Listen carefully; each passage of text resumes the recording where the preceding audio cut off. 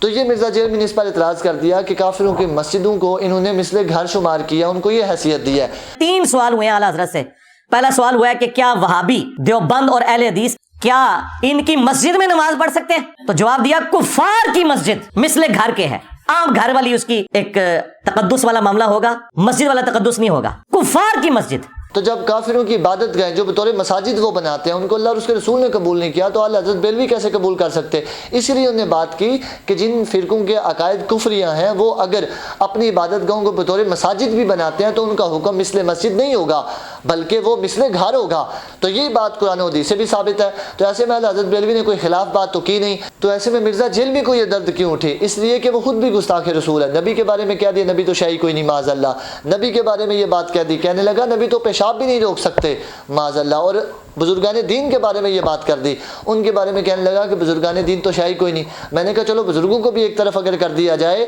تو یہ دیکھو اپنی ماں کے بارے میں کہہ دیا ماں بھی شاہ کوئی نہیں، تو یہ جو اپنی ماں کا نہیں ہو سکا وہ کسی کا کیا ہوگا؟ تو ایسے بدبخت بندے سے بھی بچنا چاہیے، اس کے عقیدے سے بھی بچنا چاہیے۔ بالکل مرزا جیلمی بھی اگر کل کو کوئی عبادت گاہیں تعمیر کرتا ہے تو ان کو بھی بطور مساجد جائے گا، وہ بھی مثل گھر ہی شمار کی جائیں گی۔ تو جواب دیا کفار کی مسجد مثل گھر کے ہے، عام گھر والی اس کی ایک تقدس والا معاملہ ہوگا، مسجد والا تقدس نہیں ہوگا، کفار کی مسجد۔ گستاخ رسول علی مرزا جیلمی جہنمی نے کفار جو اپنی عبادت گاہوں کو بطور مساجد تعمیر کرتے ہیں ان کو مثل گھر کہنے پر اعتراض کر دیا۔ نہ صرف یہ بلکہ اعلیٰ حضرت بریلوی رحمۃ اللہ تعالیٰ علیہ کے بارے میں بات کی کہ انہوں نے فرقوں کی مساجد کے بارے میں یہ کہہ دیا کہ وہ مساجد جو ہیں وہ مثل گھر ہیں، مسجدیں نہیں۔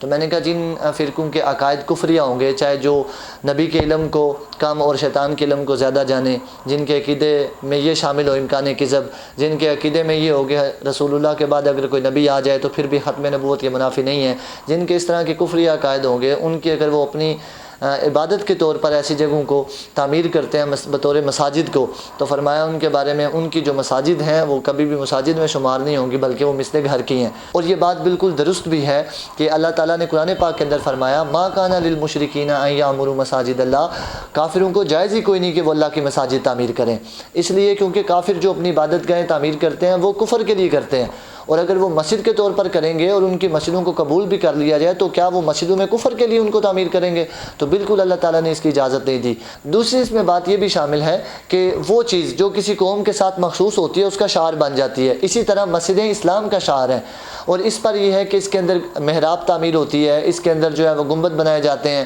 مینار بھی تعمیر کیے جاتے ہیں، اذان اور خطبہ وغیرہ ہوتا ہے، نمازیں پڑھی جاتی ہیں، یہ سارے اسلام کے شعار ہیں۔ حتیٰ کہ حدیث مبارکہ کے اندر موجود ہے سرکار جان عالم اگر کسی قوم کی طرف صحابہ کے لشکر کو روانہ کرتے جنگ کے لیے تو ان سے کہتے کہ اگر تم وہاں پر اذان کو دیکھو یا مسجد وغیرہ دیکھو تو اس قوم پر حملہ نہیں کرنا، کیونکہ اس واسطے کہ پھر وہ اس کے رہنے والے لوگ جو ہوں گے وہ مسلمان ہوں گے تو وہاں پہ اسلام موجود ہوگا، تو یہ اسلام کے شعار میں سے ہے۔ ایسے میں کافروں کو کسی صورت بھی اس کی اجازت نہیں دی جا سکتی کہ وہ اسلام کے شعار کو اپنائیں، کیونکہ جس طرح ہمارے علاقے کے اندر جو ہے وہ فوجی لباس کو کوئی دوسرا بندہ غیر فوجی نہیں پہن سکتا کیونکہ یہ جرم ہے، ایسے ہی جج کے شعار کو بھی کوئی دوسرا بندہ استعمال نہیں کر سکتا، یہ بھی جرم ہے۔ تو اس طرح پھر کیسے ہو سکتا ہے کہ اسلام کے شعار کو کوئی دوسرا اپنا لے جبکہ اللہ تبارک تعالیٰ نے اسے منع بھی فرما دیا؟